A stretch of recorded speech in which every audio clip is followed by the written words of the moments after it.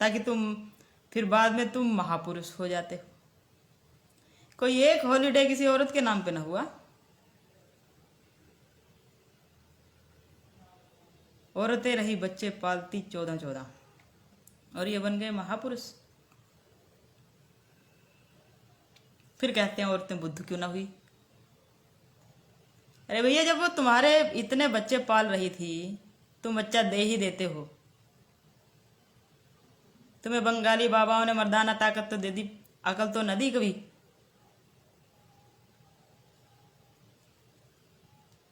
तुम्हारे बच्चे पैदा करती रही, शरीर खराब हो गए, यूट्रस ट्रांस ऑपरेट हो गए, सिजेरियन बच्चे हुए, आधी जिंदगी तो तुम वैसे ही खा गए उनकी कॉन्ट्रासेप्टिव से।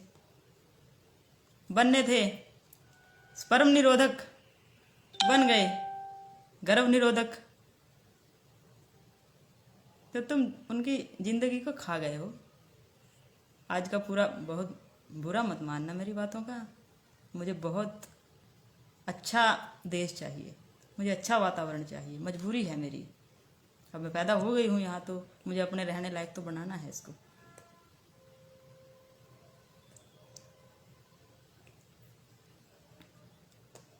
फिर जिम्मेवारी उनकी लगाते हैं, फिर उन पर सवाल उठाते हैं कितनी औरतें महापुरुष हुई। अरे तुम्हें औरतों ने महापुरुष बनाया। जब तुम महापुरुष बनने निकल रहे थे घर से, सफ़ेद क्रीज वाला कुर्ता पजामा पहनने, तब वो तुम्हारे बच्चों को खाना खिला रही थी, तुम्हारे माँ बाप को खाना खिला रही थी, तुम्हारे कपड़े धो रही थी, इत्यादि इत्यादि। कभी धोई है अपने बच्चे की पोटी? कभी हाथ में खाने की प्लेट हो और उधर बच्चा पोटी कर दिया हो और तुम कभी उसको छोड़ के गए हो कि मैं धो दूं? कितने गए होंगे? फिर एक आध आएगा, हाथ खड़ा करेगा, एक आध बार जिसने कर लिया हो, वो भी एक बच्चे का। बच्चे 4-4 पैदा किए जा रहे। कोई डिस्टरबेंस हो रही थी, तो हम क्या कह रहे थे?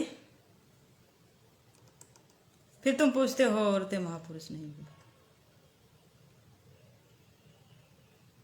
तुम खुद का फैलाया हुआ रायता साफ करके, तुम्हारे पूर्वज पुरुषों का रायता फैलाया हुआ साफ करके महापुरुष हो गए। और आज तुम्हारे अंधभक्त हमें कहते हैं कि फलाने महापुरुष ने ये दिया, ठिकड़े महापुरुष ने वो दिया। तो भैया लिया किसने था? छीना किसने था? अपने ही कुकर्मों को साफ किया, तो हम पे क्या एहसान किया? माफ़ कीजिएगा, कुछ लोगों को बुरा लगेगा, लेकिन जिन लोगों ने हमें कुछ दिया वो हम पर कोई एहसान नहीं करके गए हैं, ना वो कभी एहसान जताएंगे। उनकी पुस्तकें पढ़ो, आपको कहीं एहसान नहीं नजर आएगा। लेकिन आप उनका नाम लेकर के जब एहसान जताते हो, तो हमें कहना ही पड़ेगा कि तुम होते कौन हो हमसे ये कहने वाले? Who are you? तो तुमने कितना फॉलो कर लिया उन्हें? कितना ने फूले जी को, फूले दंपत्ति को फॉलो किया? ये कितना ने ही अम्बेडकर जी को फॉलो किया? अम्बेडकर वादियों की पत्नियों को देख लो, यहाँ से लेकर नाक से लेकर यहाँ तक सिंदूर पहन के खड़ी होंगी। डीपी पे फूले जी की फोटो लगाने से कुछ नहीं हो जाने वाला। अगर सिर्फ यही है कि उलानाबाजी देनी है कि तुम इनको नहीं मानते, तो तुम कितना मानते हो? तुम कितना का अपनी पत्नी को आंदोलनों में लेके जाते हो? फूले ऐसे नहीं बना जाता है, पत्नी को साथ रखना पड़ता है।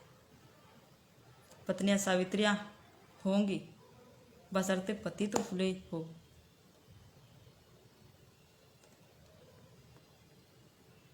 फिर एहसान करते, वो एहसान जताने के लिए काम नहीं करके गए थे, वो देख के गए थे कि कितना गंद पुरुषों ने फैलाया है। उन्होंने अपनी जिम्मेवारी समझी है, और आज तुम वही गंद फैला रहे हो, तो फायदा क्या है?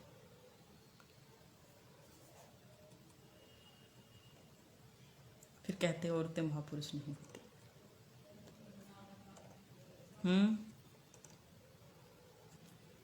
औरतें कैसे महापुरुष हो जाती?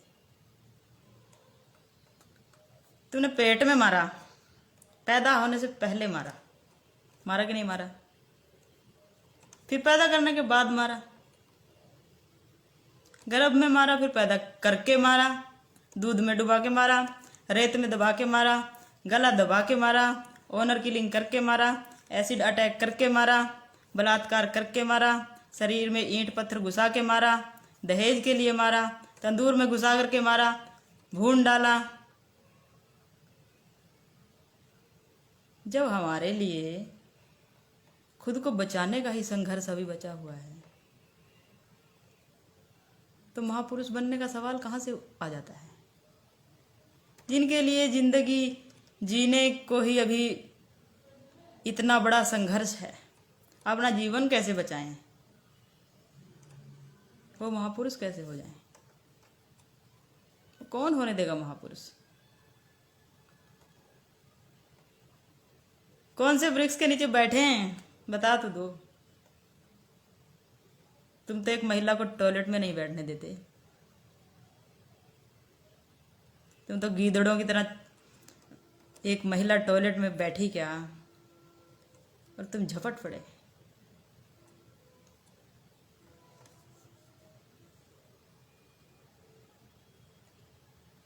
तुम तो वहां भी कुछ ना कुछ ढूंढ लिए, जहां कुछ दिखाई नहीं दे रहा तुम वहां भी देख लेते हो। तुम बड़े विचित्र संजय हो, जहां कोई अंग नहीं दिखा वहां भी अंग बना लेते हो, क्रिएट कर लेते हो। कितने टैलेंटेड हो।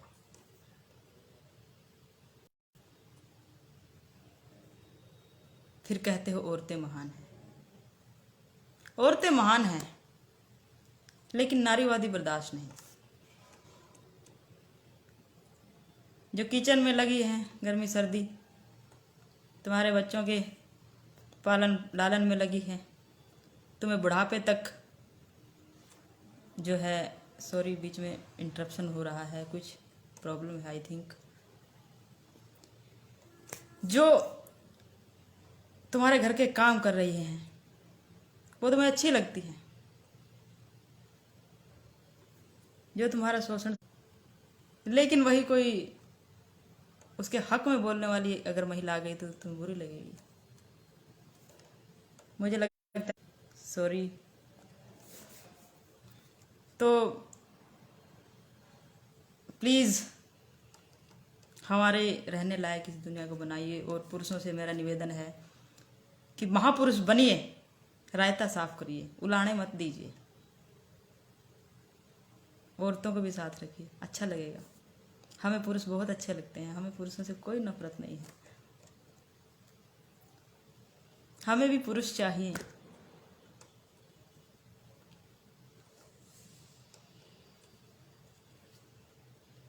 कोई ज़्यादा बड़ा इशू नहीं है, हमें सिर्फ अपने कॉन्स्टिट्यूशन राइट चाहिए। नहीं मिलेंगे तो हम बोलेंगे जो तुमसे बर्दाश्त ना होगा। कोई लंबी चौड़ी बात नहीं। हम नहीं कह रहे कि आप हमारे लिए अब कुछ करो, सिर्फ हमें हमारे राइट लेने दो भाई। जो हमें मिल रहा उस पर डाका मत डालो कम से कम। और अगर तुम्हें लगता है कि तुम डाका नहीं डालते तो बदलो परंपराएं। क्यों मनुवादी बने बैठे हो, मनु को कोसते हो और विवाह व्यवस्था मनु की फॉलो करते हो, बेटियां विदा करके लेके आते हो। ये किसकी व्यवस्था है कि एक ही जेंडर विदा होगा? मैं दावे के साथ कह सकती हूँ कि आप विदा होना शुरू कीजिए, तत्काल व्यवस्था बदल जाएगी। जिसको लगता है कि स्त्रियां दुखी हैं, जो चाहता है कि वो वाकई बदलाव करना चाहता है, तो विदा होना शुरू करे। मैंने आज एक सभा में लोगों से क्वेश्चन पूछ लिया कि भैया कितने लोग ऐसे हैं जो कहते हैं कि बेटा बेटी एक बराबर होते हैं। तो बहुत लोग ऐसे ऐसे फिर वही बात है, हाथ खड़ा करने में क्या चला जाता है कि हम बेटा और बेटी को एक समान मानते हैं। फिर मैंने पूछा कि कितने लोग ऐसे हैं जो बेटी की जगह बेटे को विदा कर सकते हैं, फिर जो ये खड़े होने वाले हाथ थे वो निश्चित तौर पर नहीं उठे। तो कितने बड़े दोगले हैं। बेटियां विदा करना बहुत आसान है। बहन बेटी भेज दो, बहन बेटी ले आओ और खुद चेयर पर बैठो। ये व्यवस्था किसने बनाई थी? किन्होंने बनाई व्यवस्था? उन्होंने, जिनके तुम ध्रुव विरोधी होने का नाटक करते हो। सुविधा अनुसार तुम सब ढोंगी हो।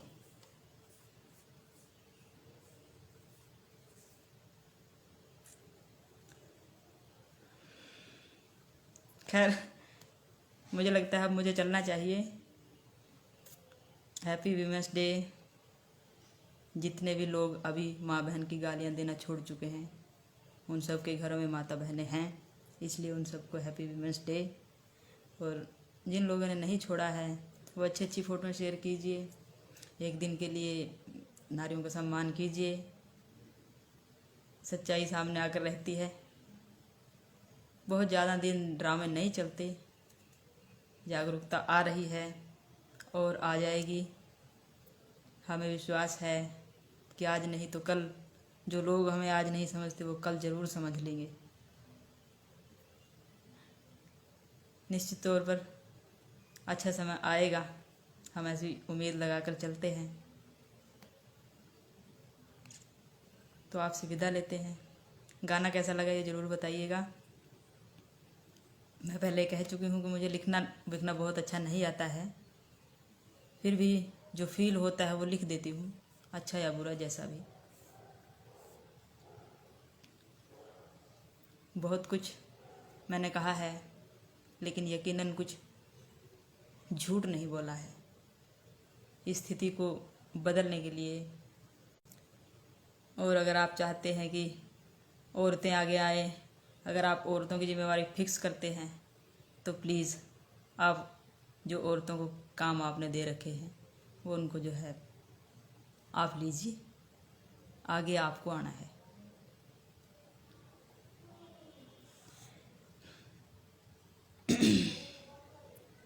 ठीक है जी, फिर होप फॉर द बेस्ट। फिर मिलेंगे नए लाइव में। ऐसे तो मेरी बातें ख़त्म नहीं होंगी, मुझे मालूम है, चलता ही रहेगा कुछ ना कुछ।